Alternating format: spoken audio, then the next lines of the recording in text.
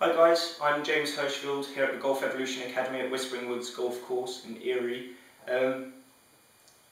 Tyler, as I expected, your descriptions of the bend graph in relation with the posterior and anterior tilt were correct.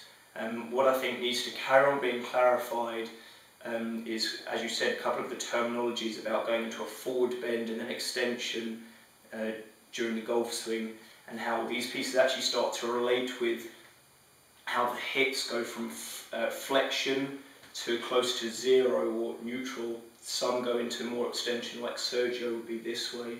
We're going from a flexed position like this, in a forward flex, to extended, so the hips are now extended, back into a forward flex again, okay, and then again into a follow through. Okay, the golfers release this forward flex and they've extended. So that needs to just, I think, be clarified for a lot of people, and hopefully I'm going to be able to do this for you guys. So what I wanted to just go over is when you said golfer, when you asked the question, when I say forward bend, do I mean in extension like this? So you're saying that the pelvis is tipped forward. Okay, I'm saying that if a golfer was to go into extension like this the most, well, I'm mechanically just doing this procedure for weightlifting or anything. Ideally, a golfer would be an extension of the thoracic spine, the hips, but would actually go into a posterior tilt. That would have the least compression on the discs and the spine, the same way as what we would say that when a golfer is in flexion, so the hips are flexed. Okay, this should be where the pelvis starts to go into closer to an anterior tilt down. Same way as if you were going to do a deadlift. Okay, or pick up something heavy, you'd pick it up in this direction.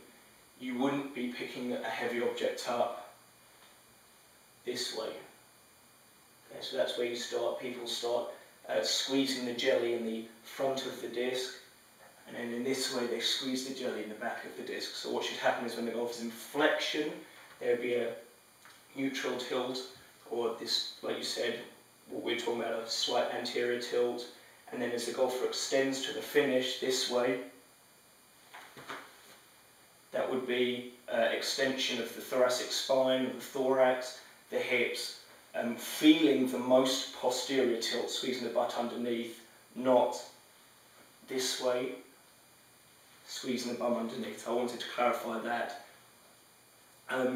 Like you were saying, so I wanted to go over how the bend graphs, just go over a little bit more detail for some people how those bend graphs work. So they have to work in conjunction, that the line going down and up need to work in conjunction with how the hips are going from flexion to extension. So during the backswing, so it's set up like you said, we're in flexion of the hips and our pelvis is tilted forward. Okay, so that's where you start to see that's where the beginning of the line is. As the golfer starts making their backswing, we know that the golfer is side tilting to the left at the same rate that they're extending and turning. Okay, if the golfer retained this forward flex of the hips, you would see the golfer would have maximum translation this way, retaining the forward flex of the hips. So what has to happen is this forward bend of the hips, this flexion of the hips is set up during the backswing, needs to keep extending so that this right hip goes into, it's probably closer to zero. With some golfers there does go into some degrees of extension. So this would be the extension of the hips, the thoracic spine, the thorax starts to extend as well. Yeah, and like what you said, you start to see the bend graph with the pelvic bend starts to go slightly down as the golf is going from a neutral slight anterior tilt, and they start pushing the bum under a little bit. So that's the bend graph going down as the golf goes into a posterior tilt. Yet at the same time they're extending. Okay, they're extending or releasing their forward flex of the hips and that forward flex of the thorax. So now as the golfer starts making his downswing, this is where you start to see from the top to, I think it's 1.4, I don't remember the exact number, from the top halfway in the downswing you start to see it go up again. that bend graph. That's the goal for that pelvic bend graph. The golfer's going back into their forward bend. So again, this is the forward bend that I'm saying is in the downswing, they're going back into a forward bend of the hips, flexion of the hips. Also, start the tilt of the pelvis goes again from closer to posterior, back into, as you say, that anterior tilt. So that's the golfer getting ready to press into the ground. This club has a lot of dynamic mass. So from here, there's also a couple of things with the pelvic side bend, that's the hip slide. But what has to happen, okay, is that into the follow through, if the golfer didn't extend, and I'm talking about again extension of the hips, the thoracic spine, cervical spine, all of these areas, legs, if they didn't, the club would keep travelling down and they would look this way. That's the slowest transfer of momentum. So what the golfer has to do, so remember at this point in the downswing we have flexion of the legs, the hips are back in their forward flex again, the thoracic spine is in some flexion, but the posterior, like you said, the pelvis, as you saw from the graph, has started to go up. So back into a slight anterior tilt. Now this is where you're going to see into the follow through, the golfer starts straightening their legs, pushing the pelvis forward into the most posterior tilt, okay, to varying degrees. The best golfers are doing this the fastest as well. So the pelvis is pushed under, so that's the posterior tilt as that bend graph rapidly goes down, and the thoracic spine, the thorax, the cervix and the hips, you can see have all released their forward flexion. Okay, if the hips, legs, so legs, hips, thorax and cervix are all in flexion, it would still look like this.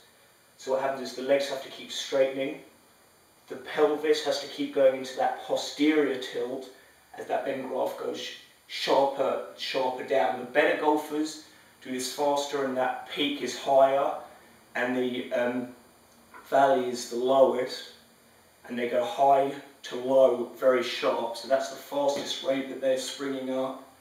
So at the end of their swing, they're in extension of the legs have extended. The pelvis is in posterior tilt, okay? That's where you see it go below zero, and the thoracic spine has extended. So I just wanted to clarify how we're talking about from flexion, so flexion of the hips have extended to varying degrees. Some retain a little bit of flexion, but they have extended from 44 degrees closer to zero. Some may go into some extension. Thoracic spine, thorax has gone into varying degrees of extension for some golfers. Some retain a bit of forward flex if they translate. The downswing, back into the most forward flex, most flexion. Again, so this is where the golfer's gone some slight posterior tilt, top of the swing, anterior tilt. Okay, sorry, they've gone from some anterior tilt to much less anterior tilt, more anterior tilt, and then the faster they do it, they do go into posterior tilt at the end. So those tilts would be, as you said, set up, top of the backswing, downswing, when we're back to here again, and then into the follow through, this the most, and extension of the hips and the thoracic spine. So those pieces all have to start working together. I know it can be a little confusing. There are so many of these bends, these bend graphs, but how all of these pieces work together, as well as the how high it goes, how low it goes, how steep it is, as well as the amount of side bend, how fast they happen, how high, low, and the steepness of it. They all start to work together with how the wrists are working into the follow through, and that's in a little bit more detail.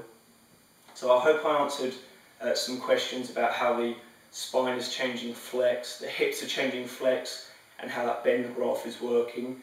Again, if you've got any questions, feel free to post on the forum, and I hope this has cleared a couple of things up. And as always, let's keep up the great discussions, always have fun, and thank you very much for your time.